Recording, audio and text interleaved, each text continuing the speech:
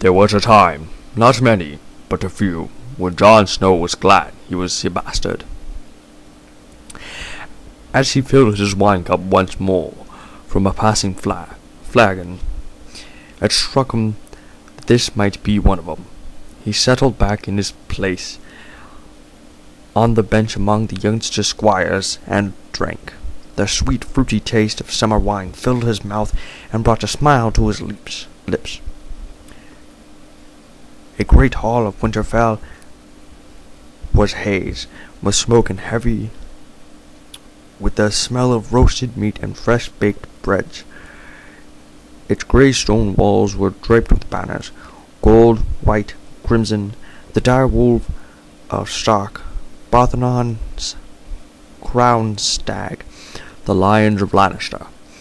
The singers playing the high harp and recited a ballad.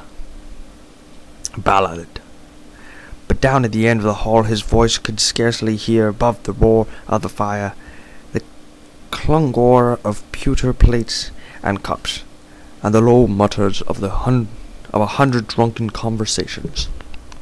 It was the 4th hour, and the welcoming feast laid for the king. Jon's brother and sister had been seated with the royal children beneath the raised platform, where Jon and Lady Stark hosted the king and queen. In the honor of the occasion, his lord's father would doubtless permit each child a wine of glass, but no more than that. Down here on the benches, there were no more to stop Jon drinking as much as he did for his thirst for. He was finding that he had a man's thirst, to reluctant delight of the youths around him. He urged on every time he drained the glass. They were fine company, and Jon relished the stories they were telling, tales of battles, betting and the hunt. He was certain that his companions were more entertaining than the king's offspring. He had sated his courtesy about the visitors when they made their entrance. The process had passed not a foot from the place that he had been given on the bench, and Jon had gotten a good look at them all. His lord father had come first, escorting the queen. She was beautiful, as men said, a jeweled tiara gleam amidst her long golden hair, its emeralds as perfect as match for the green of her eyes. His father helped her up the steps of the dais and led her to her seat, but the queen never said much. But the queen never so much as looked at him. Even at 14, Jon could see through her smile. Next had come King Robert himself, with Lady Stark in his arm. The king was a great disappointment to Jon. His father had talked of him often. The perils Robert Parthenon, demon for the trident, and the fair-cast warrior of the realm, a giant among princes. Jon saw only a fat man, red-faced under his beard, sweating through his silks. He walked like a man half in his cups. After then came the children. Little Rickon first managed a long walk with all the dignity of a 3-year-old can muster. Jon had to urge him on when he stopped to visit. Close behind came Robert, a grey wool timid with white and stark colours. He had the Princess Marcelia on his arm. She was a wisp of a girl, not quite 8, her hair a cascade of golden curls under the jeweled net.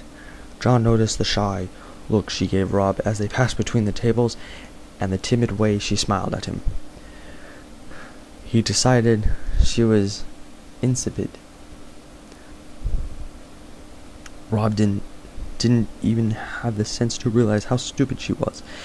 He was grinning like a fool. His half-sister escorted the royal princes. Arin was paired with plump young Tommen. Those white blonde hairs was longer than hers. Cézanne, 2 years older, drew the crown prince Geoffrey Barthanon. He was 12, younger than Robb or Jon, but taller than either. To Jon's vast dismay, Prince Geoffrey had his sister's hair and his mother's deep green eyes. A thick tangle of blonde curls dripped down the past of his golden choker and high velvet collar. Cézanne looked radiant as she walked beside him, but Jon did not like Geoffrey's poopty lips or the bored, disdainful way he has looked at Winterfell's great hall.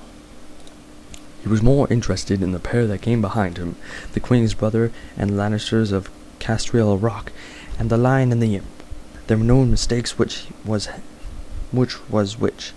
Sir Jeremy Lannister was twin to Queen Cersei, tall and golden, with flashing green eyes and the smile that cut like a knife.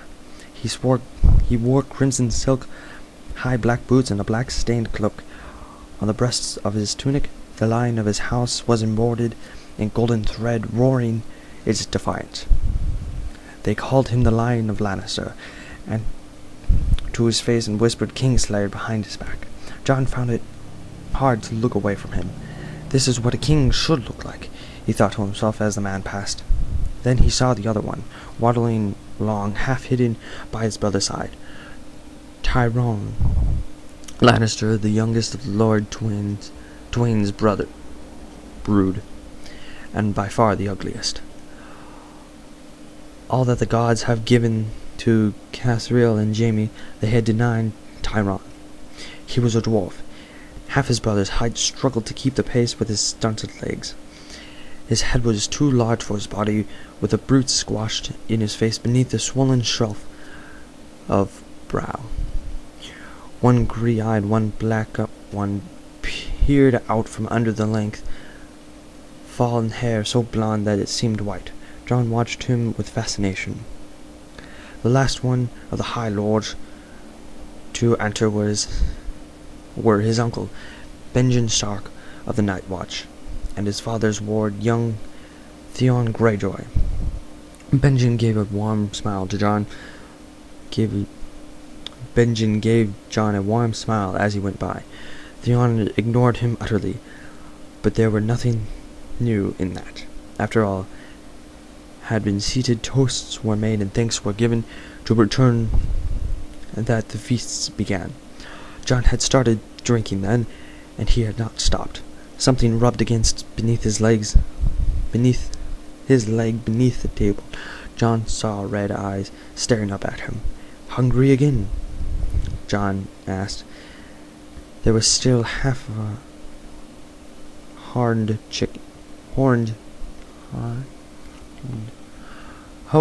chicken at the center of the table. Jon reached out to tear off a leg, and he had a better idea. He knifed the bird whole and let the carcass slide to the floor between his legs. Ghost ripped into the savage slice. His brother and sister had not been permitted to bring their wolves to the banquet, but there was more curs than Jon could count at the end of the hall, and no one had said a word about his pup. He told himself he was fortunate of that too. His eyes stung. Jon rubbed them savagely, cursing the smoke. He swallowed another gulp of wine and watched his dire wolf devour the chicken. Dogs moved between the tables, trailing after the serving girls. One of them, a black mongrel bitch with long yellow eyes, caught a scent of the chicken. She stopped on the edge underneath the bench to get a share. Jon watched the confrontation. The bitch growled low under her throat and moved closer. Ghost looked up, silent and fixed on the dog with those hot red eyes. The bitch snapped an angry challenge. She was 3 times the size of the dire wolf pup. Ghost did not move. He stood over his prize and opened his mouth, baring his fangs. The bitch tensed, barked again, and thought better of this fight. She turned and slunk away, with last defiant snap to save her bride. Ghost went back to his meal. John grinned and reached under the table and ruffled the shaggy white fur of the dire wolf. The dire wolf looked up at him, nipped gently at his hands, then went back to eating. "Is this one of the dire wolves I've heard so much of?" A familiar voice asked close at hand. John looked up happily as his Uncle Ben put a hand on his head and ruffled his hair as much as John had ruffled the wolf's. "Yes," he said, "his name is Ghost." One of the squires interrupted the broad story he'd be telling to make room for the table of their lord's brother. Benjamin Stark strolled to the bench with long legs and took the wine cup out of John's hand. "Summer wine," he said after a taste. "Nothing so sweet." "How many cups have you had, John?" John smiled. Ben Stark laughed. "As I feared. Ah, well, I believe I was younger than you the first time I got truly and sincerely drunk." He snapped a roast onion, dripping brown with gravy from the nearby trencher, and bit into it. It crunched. His uncle was sharp, feared, and grunt as a mountain crag, but there was always a hint of laughter in his blue-gray eyes. He dressed in black, as befitted a man of the night's watch. Tonight it was rich black velvet, with high leather boots and a wide belt with a silver buckle. A heavy silver chain was looped around his neck. Benjamin watched Ghost with amusement as he ate his onion. "A very quiet wolf," he observed. "He's not like the others," John said. "He never makes a sound. That's why I named him Ghost. And because he's white. The others are all dark gray or black. There are still dire wolves beyond the wall. We can hear them on our ringings." Benjamin Stark gave John a long look. "Don't you usually eat at table with your brothers?" "Most time," John answered with a flat voice. "But tonight Lady Stark thought it might give insult to the royal family to see the bastard among them." "I see." His uncle glanced over his shoulder at Ray's of the table and looked far end of the hall. "My brother does not seem very festive tonight." John had noticed that too. A bastard had learned to notice things, to read the truth that people hid behind their eyes. His father was observant, all the courtesies, but there was a tightness in him, and John had solemnly seen before. He said little, looking out over the hall with his hooded eyes, seeing nothing. 2 seats away, the king had drinking heavily all at night. His broad face was flushed behind the great black beard. He made many toasts, laughed loudly at every jest, and attacked each dish like a serving man. But beside him the queen seemed as cold as ice sculpture. "The queen is angry, too," John told his uncle in a low, quiet voice. "Father took the king down to the crypts this afternoon. The queen didn't want him to go." Benjamin gave John a careful measuring look. "You don't miss much, do you, John? We can use a man like you on the wall." John swelled with pride. "Rob is a stronger lance than I am, but I am a better sword. The Holly says I sit a horse as well as anyone in the castle. A notable achievements. Take me with you when you go back to the wall," John said as a sudden rush. "Father will give me leave to go to if you ask him." "I know he will." Benjamin studied his face carefully. "The wall's a hard place for a boy, John." "I am almost a grown man." "Man grown," John protested.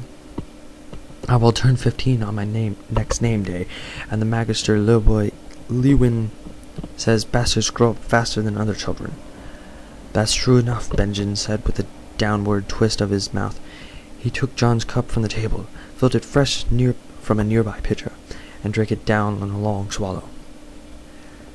Darin Tagarin was only 14 when he conquered Doirin, John said, and the young dragon was one of his heroes. A conquest that lasted a summer, his uncles pointed out. Your boy king lost 10,000 men taking the place, and another 50 trying to hold it. Someone should try to have him that war that isn't a game. He took another sip of wine. Also, he said, wiping his mouth, Darin Tyrant was only 18 when he died. Or have you forgotten that part? I forget nothing, John boasted. The wine was making him bold. He tried to sit very straight to make himself look taller. I want to serve the night's watch, Uncle. I had thought of it long and hard, laying in bed at night while his brothers slept around him. Robb would someday inherit Winterfell, would command great armies as a warden of the north. Brandon Rickson would be Robb's bannerman and rule holdfast in his name. His sister Erin and Suzanne would marry their heirs of the great houses and go south as mistress of castle of their own. What place could a bastard hope to earn? You don't know what you're asking, John. The Night's Watch is a sworn brotherhood. We have no families. None of us will ever father sons. Our wife is duty, our mistress is honor. A bastards can have honor too, John said. I am ready to swear your oath. You're a boy of 14, Benjamin said. Not a man, not yet. Not until you have known a woman, you cannot understand what you will be giving up. I don't care about that, John said hotly. You might if you knew what it meant, Benjamin said. If you knew what oath would cost you, you might be less eager to pay the price, son. John felt anger rise inside. I'm not your son. Benjamin Stark stood up. More's the pity. He put a hand on John's shoulder. Come back to me after you've fathered a few bastards of your own, and we'll see how you feel.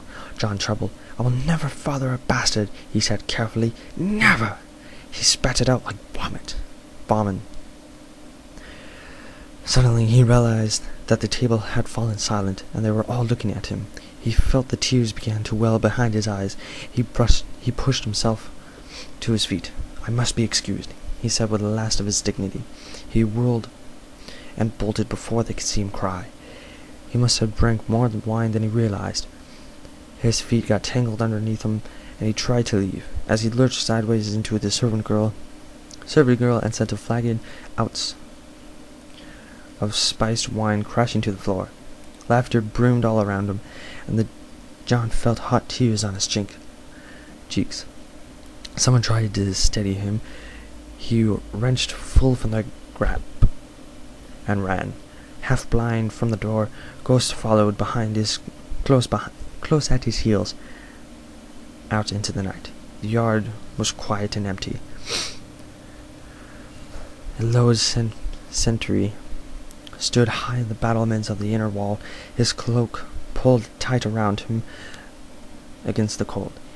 He looked bored and miserable as he huddled there alone, but John would have traded places with him in an instant. Otherwise the castle was dark and disturbed.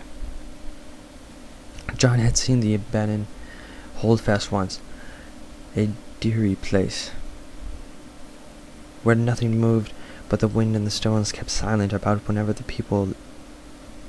people had lived there. Winterfell reminded him of that tonight. The sounds of music and song spilled through the open windows behind him, and they were the last things John wanted to hear.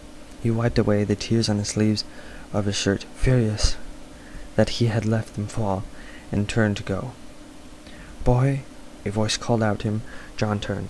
Tyrone Lannister was sitting on the ledge above the door of the great hall, looking for all the world like a gargoyle. A dwarf grinned at him. Is that animal a wolf? A dire wolf, John said. His name's Ghost. He stared up at the little man, his disappointment suddenly forgotten. What are you doing up there? Why aren't you at the feast? Too hot, too noisy. I had and I drank too much wine, the dwarf told him. I learned long ago that it is considered rude to vomit on your brother. Might have a closer look at your wolf. John hesitated, then nodded slowly. Can you climb down, or shall I bring a ladder? Oh, bleed that, the little man said. He pushed himself off the ledge into empty air. John gasped and watched with awe. Tywin Lannister spun around in a tight bowl, landed on his feet, then vaulted backward onto his legs. Ghost backed away from him uncertainly. The dwarf dusted himself in laughter. And laughed. I believe I've frightened your wolf. My apologies. He's not scared, John said. He knelt and looked out. Ghost, come here. Come on, that's it. The wolf pup patted closer and nuzzled at John's face, but he kept weary eye on Tywin Lannister, and when the dwarf reached out to pet him, he drew back and bared his fangs in a silent snarl. Shy, isn't he? Lannister observed. Sit, Ghost, John commanded. That's it. Keep still. John looked up at the dwarf. You can touch him now. He won't move until I tell him to. I've been training him. I see, Lannister said. He ruffled the snow-white fur between Ghost's ears and said, Nice wolf. If I wasn't here, he'd tear out your throat, John said. It wasn't actually true yet, but it would be. In that case, you best stay close, the dwarf said. He cocked his oversized head to one side and looked John over with his mismatched eyes. I am Tywin Lannister. I know, John said. He rose, standing. He was taller than the dwarf, and made him feel strange. You're Ned Stark's bastard, aren't you? John felt the coldness pass right through him. He pressed his lips together and said nothing. Did I offend you? Lannister said. Sorry, dwarves don't have to be tactful. Generations of capering fools in Motley have won me the right to dress badly and say any damn thing that comes to my head. He grinned. You are the bastard, though. Lord Eddard Stark is my father, John said, admittedly sniffling. Lannister studied his face. Yes, he said, I can see it. You have more north in you than your brothers. Half-brothers, John corrected. He was pleased by the dwarf's comment, but he tried not to let it show. Let me give you some counsel, bastard, Lannister said. Never forget what you are, for surely the world will not. Make it your strength, then it will never be your weakness. Armor yourself in it, and will never be used to hurt you. John was no mood for anyone's counsel. But you know what do you know about being a bastard? All dwarfs are bastards in their father's eyes. You and your mother's true-born son of Lannister. I am, the dwarf replied, sardonic. Do I tell my lord father my mother died birthing me, and he's never been sure. I don't know who my mother was, John said. Some women, no doubt. Some women, no doubt, most of them are. He favored John with a rueful grin. Remember this, boy. All dwarves may be bastards, yet not all bastards need be dwarves. And with that he turned and soon turned back into the feast, while Statun, when he opened the door, the light from within threw the shadows clear across the yard, and for just a moment Tywin Lannister stood tall as a king.